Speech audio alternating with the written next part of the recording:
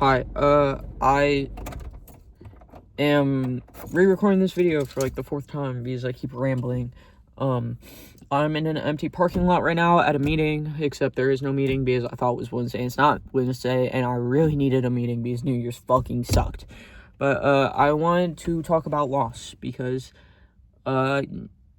yesterday, after I filmed that video that I posted, the last one, it's the most viewed video on this channel now. I went inside and there was a leak in the house. My grandma's kitchen sink leaked and it leaked into the basement, to where a box of the rest of what I had left of my dad. My dad killed himself a few years ago, so it was the only things I had left of him. And it really fucking sucked. I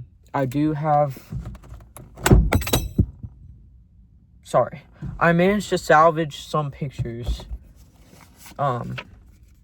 So, this is me, my mom, and my dad when I was born. This is me, my mom, my dad, and my brother. And then, this is me and my dad. But, yeah, I managed to salvage some pictures, thankfully.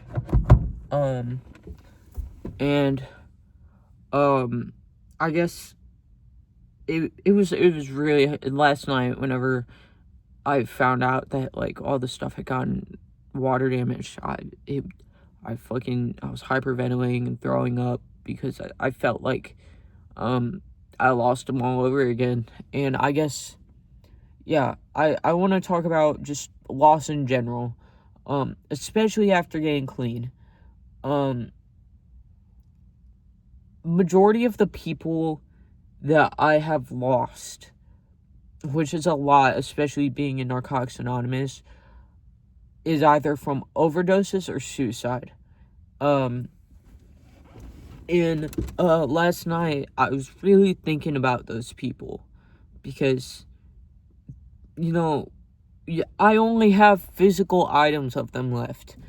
Some of them I have memories, some of them don't. Some of them I have the little paper you get at their funeral, that says in loving memory of blah blah blah, or pictures with them, or maybe a plushie they gave me a few years ago when I was younger, or a drawing that I made with them.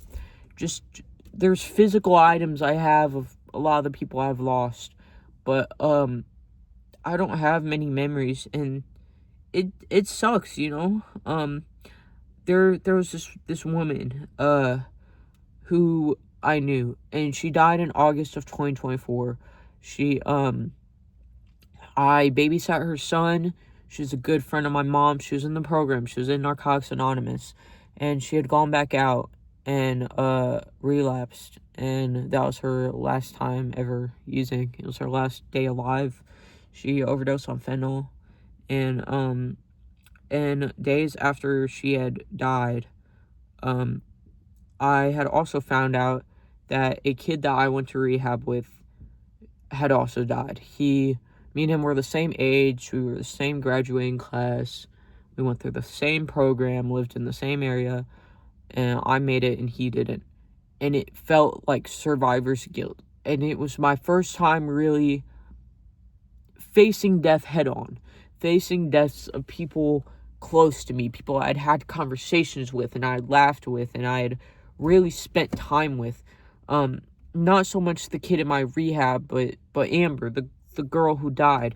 But they had both overdosed, and it's insane to me because it's like, I had the same problem as them. I did the same things as them.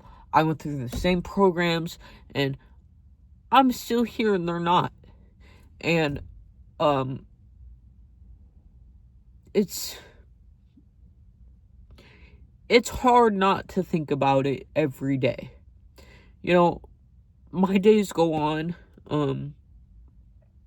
and, I've lost more people since then, not as close, but it's really hard to not think about them, because them specifically, even not being that close to the kid in my rehab, we had so much in common that it's like crazy to think that I'm still here. And even just my dad, he he struggled with substance abuse and suicidal ideation, and I think the substance abuse led him to that. And it's like, if I didn't get clean when I did, I probably would not be here right now. And if I was, I'd probably be drinking and driving, and that is not good. Honestly, I wouldn't even have my license. I wouldn't have put in the effort to do that. But I don't know. I guess, losing, or not losing, but getting a bunch of things of my dad's damage yesterday made me think about everyone that I've lost in the past couple years, because, I really had to feel it this time. I've had people pass away, while I was still using. My grandma, my dad's mom, died, while I was in rehab, and, I didn't really feel it, but now that I'm not using and I'm in a healthy mindset, it's really hard.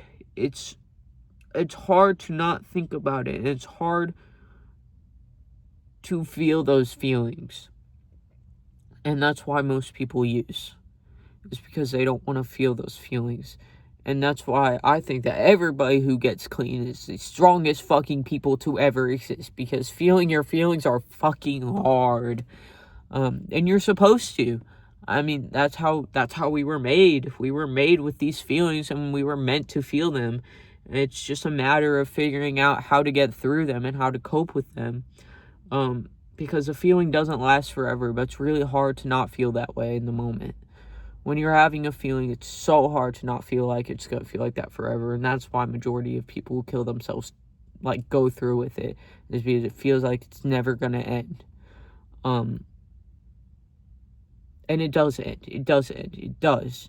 For the longest time, of me getting clean, or just figuring out why I want to be clean, it wasn't up until recently that I actually understood.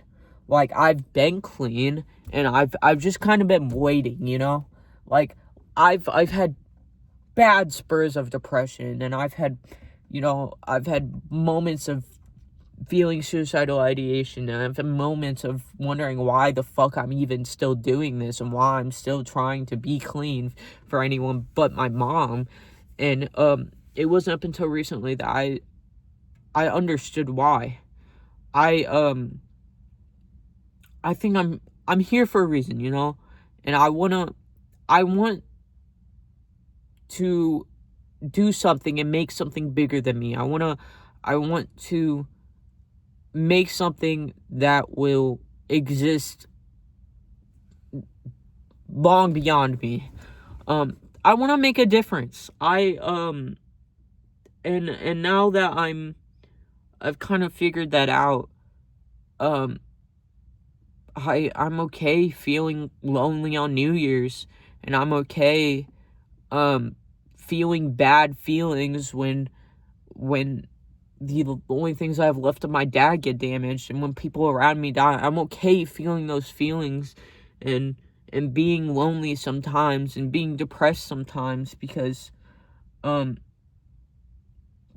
know that if I go back and I use right now, I will lose everything. Probably my license first, my mom's trust, my job. When I got clean, I didn't have anything to lose. I only had things to gain, and now I have so much to lose. And it's not big things, but it's things that are important to me. And I'm young. Those small things are big to me. But yeah, I had more of a structured talk in my head. I had a few things I wanted to talk about. I might make multiple videos tonight, to be honest. And maybe... I hope my battery did not just die. Oh, fuck.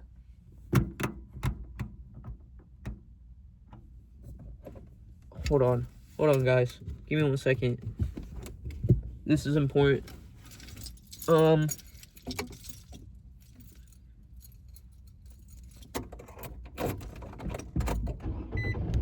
Okay, we're good. We're good, guys. Sorry, that really fucking scared me. Okay, yeah, but that's the end of my talk. I'll probably make another video later. I should really go home.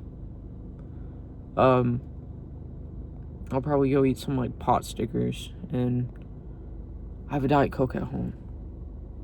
Yeah, sorry, I'm thinking out loud right now, but, yeah, and also, I saw the fucking comments on the last video I made. You guys do not understand how much those meant to me. Like, like, I was sitting in a Barnes and Noble today reading this person, they wrote, like, entire, like, essay in the comments, and I was sitting there reading it, and I was like, oh my god, like, I made a, like, you saw this, and you thought so hard about it, that you were like, let me write a comment, and that makes me feel so good. That makes me feel so loved. It makes me feel so cared about. It makes me feel like I can actually make a difference. So thank you, random commenter. I don't remember your username, but that meant so much to me.